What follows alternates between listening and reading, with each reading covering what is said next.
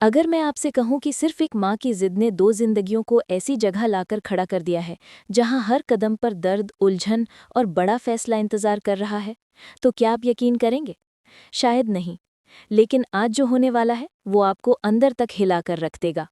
हर किरदार की जिंदगी में ऐसा तूफान उठने वाला है जिसे देखकर आप भी सोचेंगे, किस्मत कभी कभी इंसान को किस मोड़ पर ले आती है। और शुरू करने से पहले अगर आप यहाँ पहली बार आए हैं तो अभी तुरंत सब्सक्राइब कर लीजिए, ताकि आगे आने वाले हर बड़े ट्विस्ट आप सबसे पहले देख सके। कहानी शुरू होती है वहीं से जहां कीर्ति और राघव की शादी की सारी तैयारियां पूरी होने वाली थीं। घर में खुशी, रोशनी और उम्मीद फैली हुई थी। लेकिन अचानक ऐसा कुछ हुआ जिसने सबको चौंका दिया। बिल्कुल आखिरी वक्त में कीर्ति की मां ने बड़े गुस्से से ऐलान कर दिया कि ये शादी अभी नहीं होगी। कीर्ति के पैरों तले जमीन खिसक गई। वो समझ ही नहीं पाई कि अचानक ऐसा क्या हो गया कि उसकी माँ इस शादी के खिलाफ हो गई। हर कोई बस एक दूसरे का चेहरा देख रहा था। राघव भी कुछ पल तक बिल्कुल शांत खड़ा रहा, जैसे उसे यकीन ही नहीं हो रहा हो कि ऐसा उसके साथ हो सकता है। कीर्ति अपनी माँ के पास पहुंची और बोली, माँ, मैं कहीं नहीं जाऊंगी, मैं सिर्फ और सिर्फ राघव जी से ही शादी करूंगी। लेकिन उसकी माँ थी कि कुछ सुनने को तैयार ही नहीं थी। उन्होंने कीर्ति को तरह तरह की कसम देकर रोकने की कोशिश की। उनके मन में क्या था ये कोई ठीक से समझ नहीं पा रहा था। इतनी बहस के बाद कीर्ति टूटने लगी। उसे लगा कि अब शायद कोई भी उसकी भावनाओं को नहीं समझ रहा। गुस्से और दर्द में उसने अचानक एक ऐसा कदम उठाया जिसने पूरे घर में हंगामा मचा दिया। वो तेजी से ऊपर टेरेस की तरफ भागी और वहां जाकर चिल्लाने लगी कि अगर उसकी शादी रोकी गई तो वो छलांग लगा देगी। नीचे खड़े सभी लोग डर गए। कोई चिल्ला रहा था, कोई रो रहा था, कोई उसकी तरफ भागने की कोशिश कर रहा था। लेकिन कीर्ति किसी की सुनी नहीं रही थी। उसके अंदर की तड़प जैसे फटकर बाहर आ गई थी। तभी धीरे धीरे ध्रुव टेरेस की तरफ बढ़ा। उसने किसी को इशारा भी नहीं किया। वो शांति से मगर समझदारी के साथ पास पहुंचा। और जैसे ही मौका मिला उसने फुर्ती से कीर्ति का हाथ पकड़ लिया और उसे खींचकर सुरक्षित कर लिया। एक पल को सबने राहत की सांस ली। लेकिन वहां खड़े राघव के चेहरे पर सन्नाटा छाया हुआ था। उसे सिर्फ कीर्ति की सुरक्षा ही नहीं, बल्कि उसकी माँ की जिद ने अंदर से झकझोर दिया था। कुछ देर बाद उसने सबके सामने गहरी सांस लेते हुए कहा, जब तक कीर्ति की माँ इस शादी के लिए राजी नहीं होती, तब तक ये शादी नहीं होगी। घर में फिर से खामोशी छा गई। ये कहना आसान नहीं था, लेकिन राघव जानता था कि अगर वो अभी दबाव ने शादी कर लेता तो कीर्ति खुद ही कभी खुश नहीं रह पाती। थोड़ी देर बाद वो वहां से चला गया, चेहरे पर थकान, आंखों में उदासी और दिल में दर्द लिए। वो सीधा अपनी नई जॉब पर गया, क्योंकि उसे लगा कि शायद काम में खुद को व्यस्त रखकर वो थोड़ा संभल पाएगा।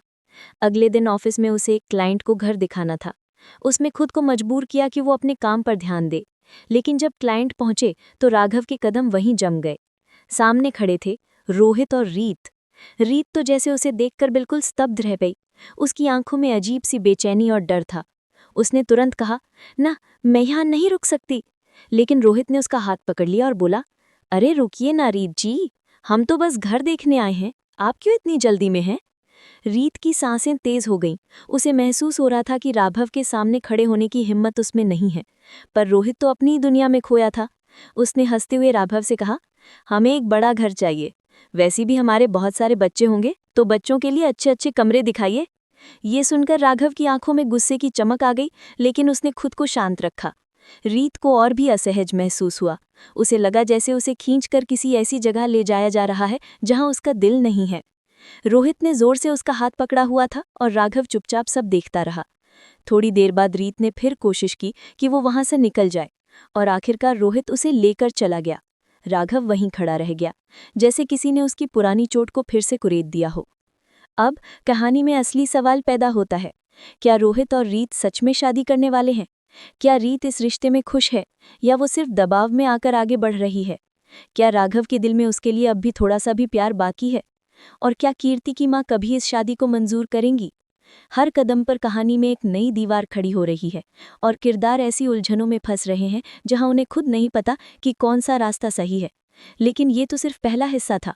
आगे जो होने वाला है वो इससे भी गहरा, दर्दनाक और चौंकाने वाला होगा। और हाँ, अगर आप इस कहानी के हर अपडेट को सबसे पहले जानना चाहते हैं तो अभी सब्सक्राइब कर लीजिए, ताकि आगे आने वाला कोई भी मोड़ आपसे छूट न जाए। जैसे ही रोहित और रीत घर से चले गए, राघव वहीं खड़ा रह गया। उसके दिल में एक अजीब सा खालीपन था। उसकी नजरें खाली कमरे में घूम रही थीं और उसके दिमाग में सिर्फ एक ही सवाल बार बार गूंज रहा था, रीत सच में खुश है या बस मजबूरी में सब झेल रही है। उसका ध्यान कहीं और नहीं लग रहा था। नई जॉब में भी उसकी सोच सिर्फ कीर्ति और रीत के इर्द गिर्द ही घूम रही थी। हर पल उसके दिमाग में वही सवाल था कि क्या सही में कीर्ति की शादी को रोका जा सकता है और रीत की खुशी को कैसे बचाया जा सकता है। इधर कीर्ति अपने कमरे में बैठी हुई थी। उसकी आंखों में अभी भी रोष और आंसू दोनों थे। वो बार बार सोच रही थी कि अगर उसकी मां नहीं मानी तो उसका प्यार कैसे पूरा होगा। उसके दिल में एक अजीब सा डर था कि कहीं उसकी जिंदगी का सबसे बड़ा सपना टूट न जाए। उसने अपने आप से कहा, मैं हार नहीं मान सकती। राघव जी मेरे लिए सब कुछ है। अगर मां नहीं मानेंगी तो मुझे उन्हें मनाने का तरीका ढूंढना होगा। अगले ही दिन कीर्ति ने खुद को संभाला और राघव को कॉल किया। कांपती आवाज में उसने कहा, मुझे आपसे मिलना है, मुझे आपसे कुछ बात करनी है। राघव तुरंत तैयार हो गया।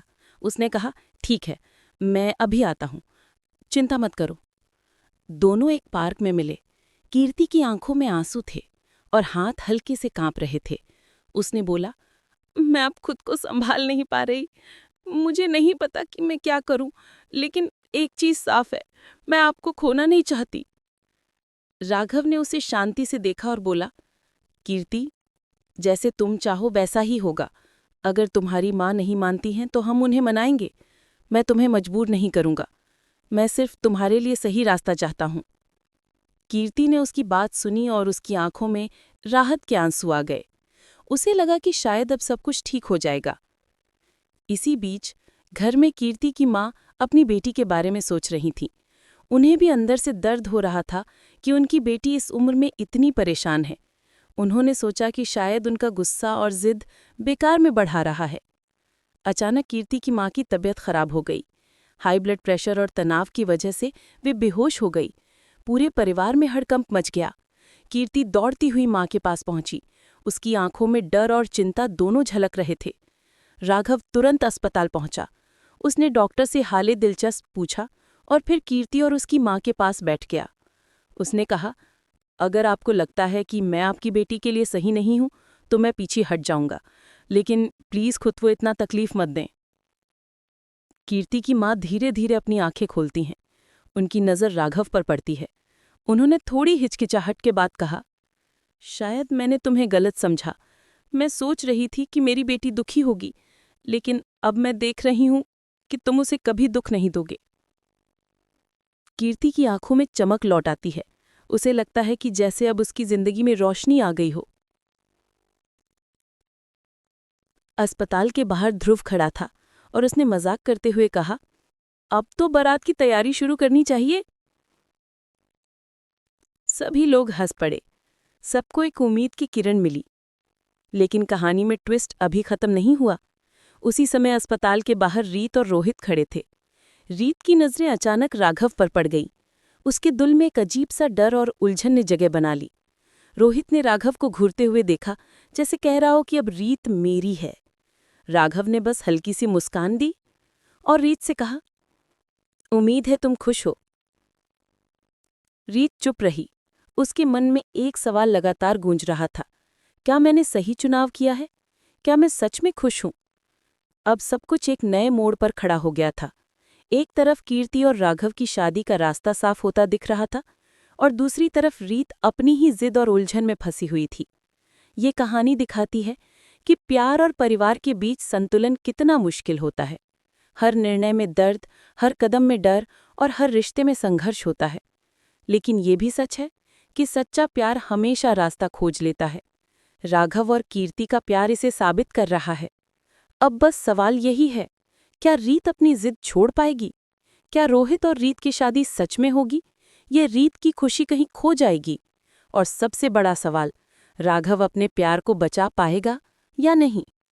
इन सभी सवालों के जवाब अगले बड़े ट्विस्ट में मिलेंगे। और हाँ, अगर आप चाहते हैं कि कहानी के हर मोड़ और नए ट्विस्ट से जुड़े रहें, तो अभी सब्सक्राइब कर लीजिए। कोई भी नया अपडेट आपसे छूटने नहीं पाएगा।